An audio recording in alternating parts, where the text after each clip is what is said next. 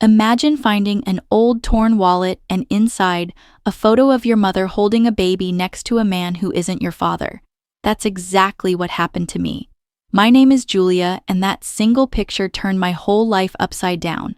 Was my entire family built on a lie? Who was the man in that photo? And why did my father try so hard to hide it? This journey took me through hidden diaries, forged recordings, and even a DNA test that shattered the myth of direct bloodlines. If you were in my place, would you keep digging? Or would you protect the family's silence? Tell me what you'd do. I really want to know. The apartment was unusually quiet that night. Dad had left his coat thrown across the back of a leather chair, a rare lapse in his habit of order. I was staying over for the weekend after another exhausting week at the hospital.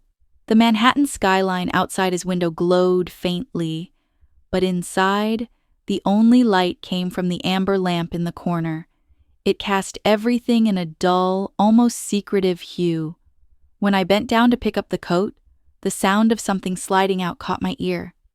A wallet, frayed at the edges, tumbled to the hardwood floor. Dad's old wallet, the one I had seen countless times yet never been allowed to touch. As I picked it up, the leather felt brittle, like it might crumble in my hands. The corner was ripped open, and from that tear slipped a photo. At first, I thought it was one of the usual faded family pictures. But my heart lurched as I turned it toward the lamplight. It was Mom, years younger, her hair tied back, a softness in her smile I hadn't seen in decades. In her arms was a newborn wrapped in a white blanket. But it wasn't the baby that made me freeze. Standing beside her was a man I didn't recognize, his arm resting protectively behind her shoulders. He wasn't Richard Harris, the man I had called Dad all my life. I don't know how long I stood there staring, pulse hammering in my ears. My training as a doctor had taught me to stay composed under pressure, but nothing prepared me for this. My father, or the man I had thought was my father, had hidden this photograph in his wallet all along. Just then, I heard footsteps. Dad entered the room, holding a glass of water. His eyes darted immediately to the wallet in my hand. For a fraction of a second, I saw panic flash across his face, quickly replaced by cold fury. "What are you doing?" His voice was sharp, like a scalpel cutting straight through the air. I swallowed hard. This fell out. I didn't mean... But before I could finish, he noticed the photo between my fingers. His face tightened, jaw set like stone. "Put that back," he barked. His tone wasn't just angry, it was defensive, almost desperate. "You don't need to dig through the past. Some things should stay buried." I wanted to ask a dozen questions. Who was the man? Why was Mom holding that baby? Was that baby... me? The words swirled in my throat but refused to come out. Instead, I quietly slid the photo back inside the wallet, my hands trembling. Dad snatched it from me and shoved the wallet deep into his pocket, as if locking away a secret he would never allow out again. His eyes pinned me to the floor. "Don't touch my things again, Julia." "You understand?" I nodded, too stunned to argue, but inside, my resolve began to harden. He might think the photo was hidden forever, but I had already seen it, and before putting it back, I had slipped my phone out, angled discreetly, and taken a quick picture. That image was now saved in my gallery, a permanent reminder that something in my family story didn't add up. Dad turned away, muttering about needing sleep, leaving me standing alone in the dim living room. The apartment suddenly felt colder, emptier, as if the walls themselves had absorbed the tension. I sank into the chair, staring at my phone. The photo glowed faintly on the screen. Mom smiling, baby swaddled, the unknown man at her side. My chest tightened. Was this man my real father? The questions clawed at me, louder than the hum of the city outside. Just then, my phone buzzed again. A new message lit up the screen. "Sophia, dinner tomorrow night. Family only. Don't be late." My stomach clenched. If tonight had cracked the surface, tomorrow promised to split it wide open. The following evening, I found myself standing at the doorstep of Robert and Sophia's townhouse in Queens. From the outside, everything looked warm and inviting. The soft glow of string lights, the scent of roasted turkey drifting into the chilly November air. But the moment I stepped inside, I knew this wasn't going to be an ordinary family dinner. The air felt too taut, too rehearsed, as though I were walking into an interrogation chamber disguised as a dining room. Sophia greeted me with a smile that didn't reach her eyes. She was dressed elegantly, every hair in place, as if she were the hostess of some high society gathering rather than a casual family meal. Robert trailed behind her, avoiding my gaze, his hands stuffed into his pockets. "Julia, you're finally here," Sophia said sweetly, leaning in for a kiss on the cheek. Her perfume was sharp, almost suffocating. "We've been waiting for you." The dining table was laid out in perfection. Silver cutlery gleaming under the chandelier, crystal glasses lined like soldiers, and plates of food arranged too neatly to be touched. Mom sat stiffly at one end, her posture rigid, her eyes fixed on her lap. I could still hear Dad's voice from the night before echoing in my ears. "Don't touch my things again." That memory pressed against my ribs like a bruise. I slipped into my chair across from Sophia, doing my best to keep my face calm, professional, the way I might when delivering difficult news to a patient. Dinner began in silence, broken only by the clinking of utensils. The tension was unbearable. Robert cleared his throat once, twice, then stopped as if even he didn't have the courage to fill the space with words. Sophia finally leaned back, sipping her wine with exaggerated grace. "You know," she began, her voice carrying too easily across the table, "heritage is such an important thing. Bloodlines, legacy, they're what hold families like ours together." My fork froze halfway to my mouth. I felt the shift immediately, like everyone at the table had been waiting for her to bring it up. Robert's eyes darted toward me and then quickly down at his plate. Mom's fingers tightened around her napkin, but she said nothing. I forced a smile. "Interesting topic for dinner." Sophia tilted her head, feigning innocence. "Don't you think so? After all, not everyone can claim to be part of the direct Harris line."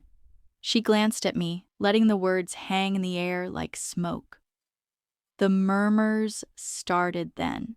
Soft, conspiratorial whispers from the corners of the table. A cousin leaned toward another, shielding his mouth with his hand. Someone else muttered just loud enough for me to hear, "Is she really Richard's daughter?" My chest burned, but I kept my tone light. Legacy isn't just about blood, it's about what you do with the name you carry. Sophia laughed softly, shaking her head as if I'd missed the point entirely.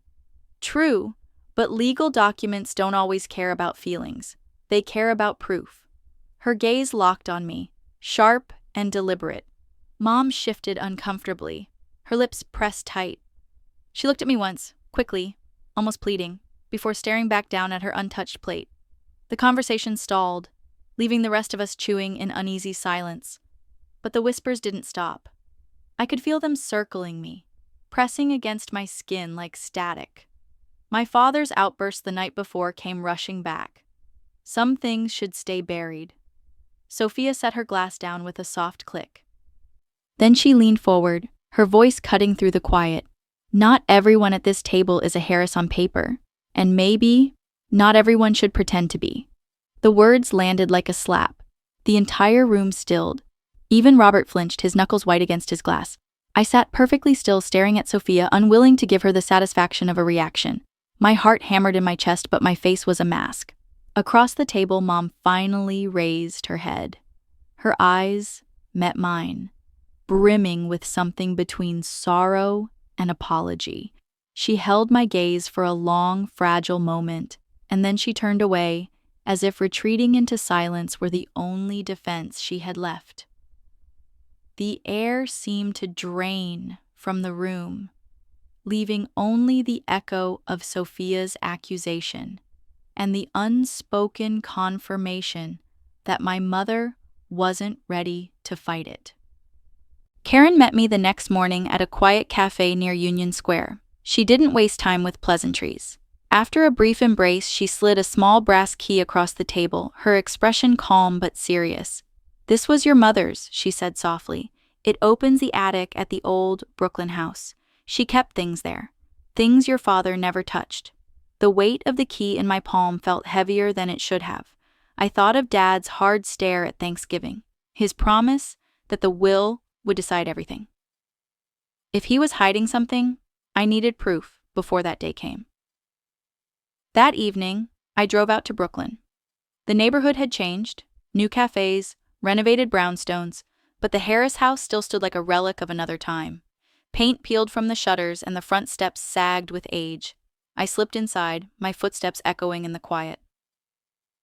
The attic door groaned as I turned the key.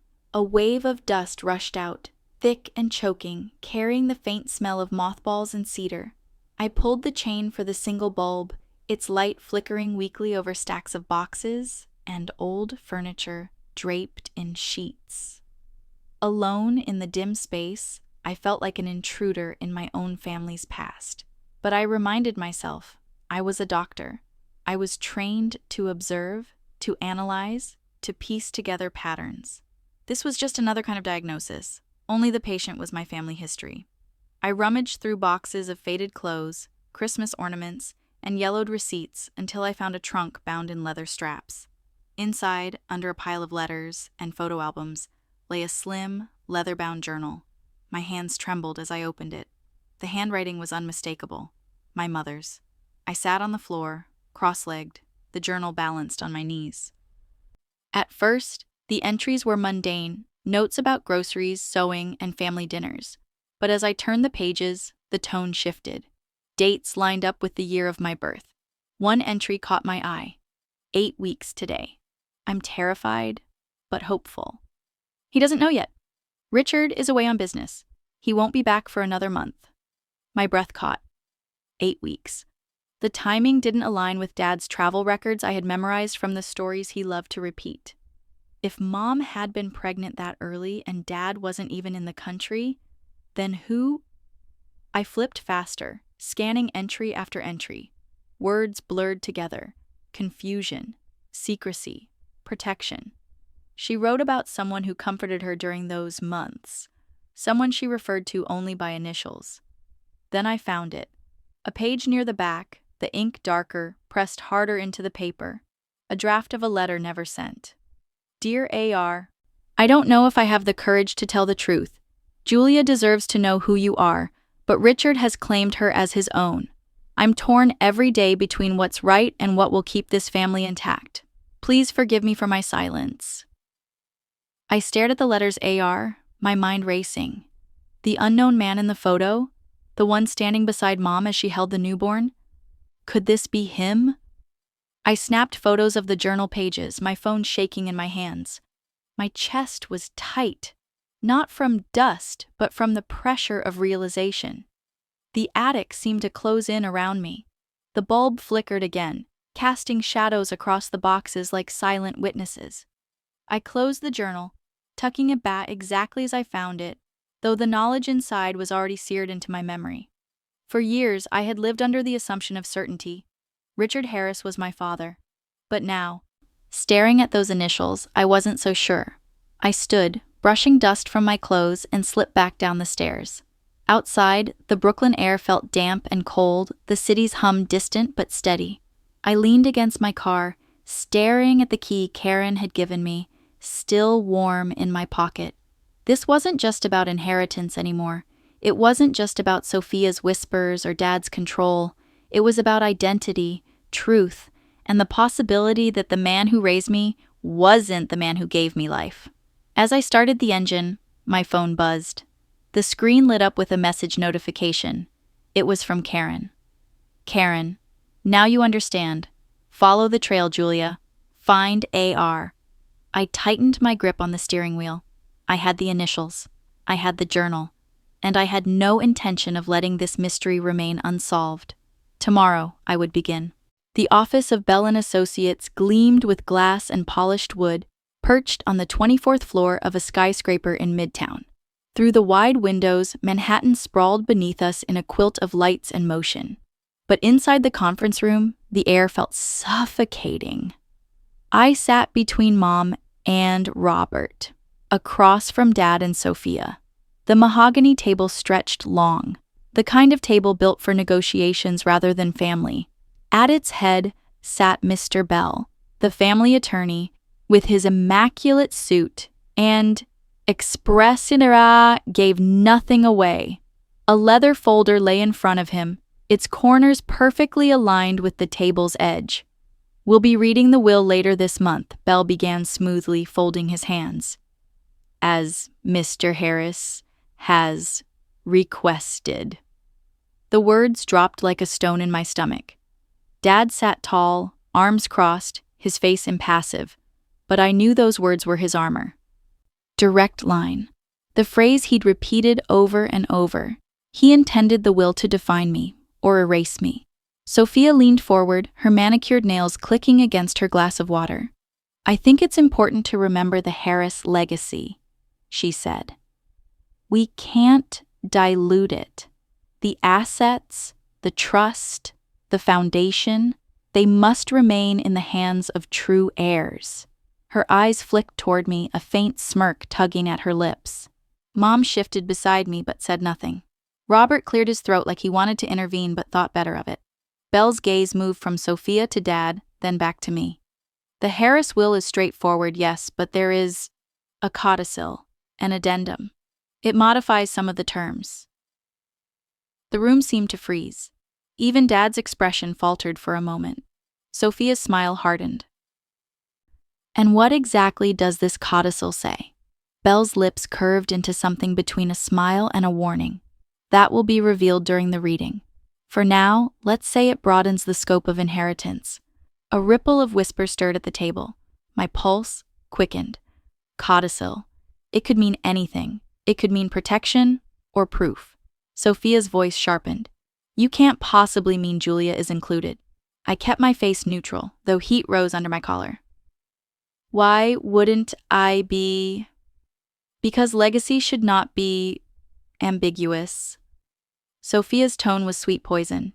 "The Harris name deserves clarity. If there's doubt about blood, there should be doubt about entitlement." I clenched my fists under the table, nails biting into my palms.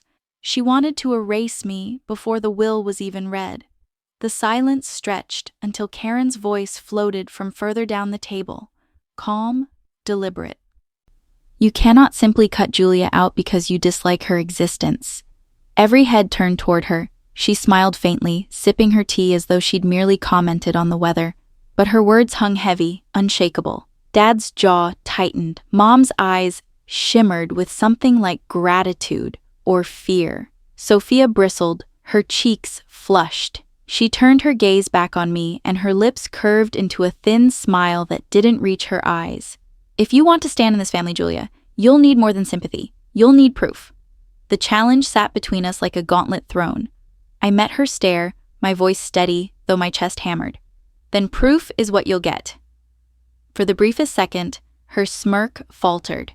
Then she leaned back, swirling her water glass as though she had won something already. The meeting wound down in brittle formality, Bell gathering his papers, Dad standing abruptly as if to end the discussion with his authority alone. But the damage was done. The codicil was real, and so was the fight Sophia had declared. As we left the conference room, the city lights glared through the glass, bright and cold.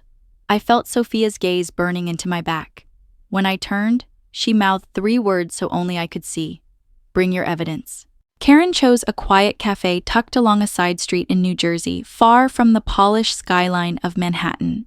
The place smelled of fresh coffee and cinnamon, with soft jazz playing in the background.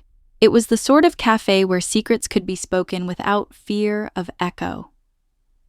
She was already seated when I arrived, her posture relaxed, her eyes calm in the way only someone who had seen too much family drama could be.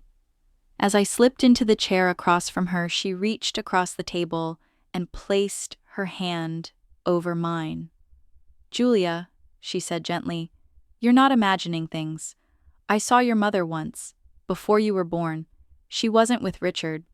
My breath caught. Who was she with? Karen paused, glancing at the steam rising from her cup. A man I didn't recognize. Tall, dark hair, sharp suit. They were walking together down Atlantic Avenue. Your mother looked happy, not nervous, not guilty, just happy. I never asked, but it stayed with me. The memory of the journal in the attic flashed in my mind. The letter with the initials AR. Do you remember anything else? I pressed. Her lips curved into a small, knowing smile. Only that he gave her something. A small box. She pulled out a wallet, a leather one, dark brown, almost black. She laughed when he pressed it into her hands, and I remember thinking it was unusual for a man to give such a gift. I froze. The torn wallet. The same wallet Dad had nearly snatched from my hands days earlier. The photo inside. The connection was undeniable. Karen lowered her voice.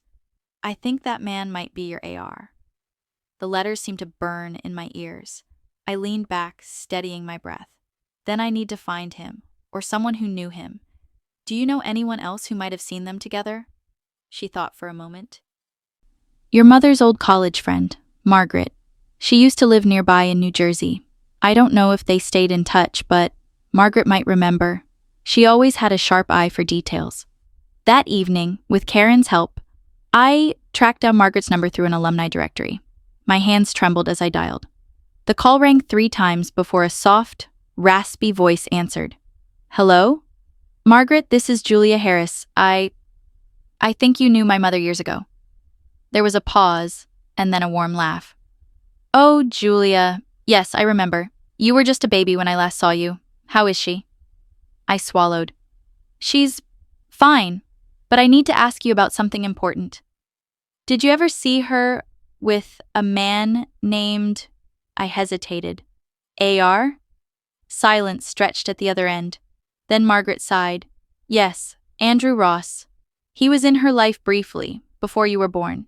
She confided in me once. Said he was kind, steady. She cared about him more than she admitted. But she chose Richard in the end. Andrew Ross. A name to attach to the initials. I asked carefully, do you know if he ever gave her something? A wallet, maybe? Margaret chuckled softly. Yes, I remember that. She showed it to me once. Said Andrew gave it to her as a keepsake. A token, she called it. The cafe seemed to tilt around me. Everything was aligning. The photo, the initials, the wallet Dad guarded like a fortress. Margaret continued, I haven't spoken to Andrew in years. Last I heard he moved down to Philadelphia. He was a lawyer, I think. We agreed to meet in person later that week, so she could share more. My chest thudded with a mix of dread and anticipation. For the first time, I had a name, a place, and a direct link between the man in the photograph and the wallet in Dad's pocket. Karen reached across the table, squeezing my hand once more. See? You're not alone in this. Your instincts were right. Now you just need to follow the trail. I nodded, clutching my phone tightly, already planning my next steps. As we walked out of the cafe, my phone buzzed with a new message. The sender's name made my blood run cold. Sophia. Meet me at your hospital tomorrow. Alone. I stared at the screen, heart pounding. Whatever game she was playing, it wasn't over. It's always been a place of order for me. Sterile halls, steady rhythms, lives measured in charts and vital signs. But the morning Sophia appeared outside my office door, the entire building seemed to shift into something unpredictable. She leaned casually against the wall, dressed far too elegantly for a hospital corridor, her smile as sharp as the click of her heels. Julia, she greeted, drawing out my name as if it amused her. I thought I'd stop by, check on my favorite doctor in the family. My guard went up instantly. Her visits were never casual. You're a long way from Queens. What do you want, Sophia? She shrugged, slipping into my office before I could stop her. Oh, just to chat. You know, family matters. She placed her designer purse on the chair, then deliberately pulled out a slim USB drive and set it on my desk. Our eyes met. She smiled. Oops. I suppose I'll need that later, but I trust you'll keep it safe. Before I could answer, she stood, smoothing her skirt. I'll let you get back to your patients. Don't work too hard, Julia. And with that, she swept out, leaving the faint trace of perfume and the small piece of plastic on my desk like a taunt. I sat there for several minutes staring at the USB. Her words from the lawyer's office replayed in my head. You'll need proof. This was bait, but I couldn't resist. Closing the blinds, I locked the office door and slid the USB into my laptop. The screen flickered, loading a single folder titled Julia. My stomach nodded as I clicked. Inside was an audio file. I pressed play and my blood went cold. A voice, my voice, filled the room. I only married into this family for the money. Richard isn't even my father, and I'll take everything I can get. I froze, my hands trembling. The inflection, the cadence, it was uncanny, an almost perfect mimic, but I knew with absolute certainty I had never said those words. Before I could stop it, a notification flashed across the screen. Auto purge engaged. File deletion in 60 seconds. Damn it, I whispered, scrambling. The audio vanished before I could save it, the folder emptying itself until only the shell remained. Then the USB ejected automatically, as though mocking me. I sat back, heart pounding. She had planted false evidence and rigged it to vanish. It was her trap, designed to leave only the memory of what I'd said with no proof it had been fabricated. But Sophia underestimated me. I reopened my laptop, pulling up the system logs. Every file accessed, every timestamp. It was all recorded. I copied the digital trail, documenting the exact moment the USB connected and purged. The chain of custody might not be glamorous, but as a doctor, I understood protocols, evidence, and documentation. If Sophia wanted to play this game, I would use her own tricks against her. By the time I finished, a grim determination had settled over me. The false audio was gone, but the record of its existence wasn't. Now I had a starting point for my counterattack. That evening, as I was preparing to leave, my phone buzzed with a new message. The subject line, alone, made my stomach tighten. Sophia, Christmas Eve party, don't be late, we'll make it memorable. I stared at the words, feeling the trap closing tighter. She was going to unveil the fake audio in front of everyone, just like she had planned. But this time, I wouldn't be caught unprepared. I slipped the USB into an evidence bag from my office supply, something I normally used for patient chain of custody with lab samples. Now it would serve a different kind of truth. Sophia thought she had written my downfall. Instead, she had given me the first thread to pull apart her entire scheme. The Harris home glowed with Christmas lights strung across the roof, candles flickering in the windows, and a giant tree dominating the living room. It should have been a night of warmth, laughter, and family, but as I stepped through the door, I felt none of it. The weight of Sophia's text earlier in the week pressed against me like a warning. The family gathered around the dining room table, plates of ham and potatoes filling the air with holiday spice. But conversation was brittle, the kind that cracked under the wrong touch. I sat near Mom, who looked paler than usual, her lips pressed tight as if she were bracing for something she didn't want to hear. Dad poured himself a drink without a word, while Robert shifted restlessly beside Sophia, who wore a crimson dress that screamed confidence and menace. Then, with the timing of a performer waiting for her cue, Sophia rose from her chair. She tapped her glass lightly, silencing the room. "Since we're all here tonight," she said sweetly, "I thought it would be the perfect time to share a truth some of you might not be ready for." She reached into her purse and produced a small speaker. With a click, the audio began to play. My voice filled the room. "I only married into this family for the money. Richard isn't even my father, and I'll take everything I can get." Gasps rippled around the table. Mom's hand trembled, wine spilling onto the white tablecloth. Dad's eyes narrowed, hard as steel. A cousin whispered loudly, "She admitted it?" I felt the sting of tears, but I forced myself to remain steady. "That recording," I said firmly, rising from my chair, is a fake. It's a splice of my voice, manipulated to frame me. The room went still. Sophia smirked. Of course you'd say that. But the voice is unmistakable, isn't it? I steadied my breath. Voices can be forged. Technology makes it possible. That file came from a USB you left in my office. I examined it and it auto-deleted after playback. That alone proves it was designed as a trap. Gasps again, followed by murmurs. Karen stood suddenly, her calm presence cutting through the tension. She's right. Digital manipulation is easy. Anyone here can verify with an expert if Julia's telling the truth. Bell, the family lawyer, had arrived late and now stepped forward, his voice grave. Chain of custody matters. If Julia can prove the file was tampered with, this so-called evidence is worthless in court, or in this family's affairs. The whispers shifted, turning uncertain. Mom looked at me, her eyes glassy with conflict. I could see her wavering, torn between fear of scandal and belief in her daughter. Sophia's smile faltered, but only for a moment. She has no proof. None.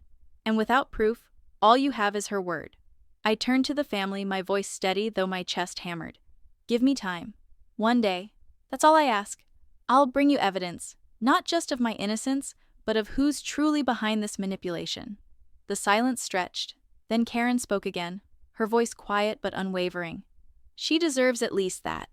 Mom exhaled slowly, nodding, just once. One day, she whispered. The tension didn't dissolve, but it shifted. For the first time, the tide leaned slightly toward me. The room remained hushed, waiting, watching.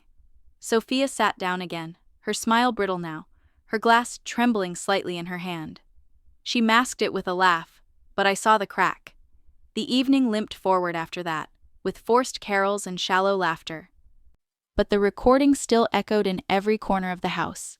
The night was poisoned, but not fatal. Not yet. Later, slipping away into the cold air, I knew I had only one chance. Sophia would brag. She always did. And when she did, I would be ready. The next afternoon, I positioned myself at a cafe near her favorite boutique, a recorder hidden in my purse. True to form, Sophia arrived with a friend, her voice carrying over the clatter of cups and holiday chatter. I told you, she said with a laugh. The clip was perfect. Everyone bought it. Julia won't survive this unless she pulls a miracle. I pressed record, my hand steady this time. The trap she set for me had just become the weapon I would use against her. The Harris penthouse glittered with champagne flutes, velvet drapes, and the kind of expensive decor that looked more like a showroom than a home. It was New Year's Eve, and though the city roared below with fireworks and music, the atmosphere inside the dining room was taut and expectant. The family had gathered again, the unspoken promise of the will hovering like a storm cloud.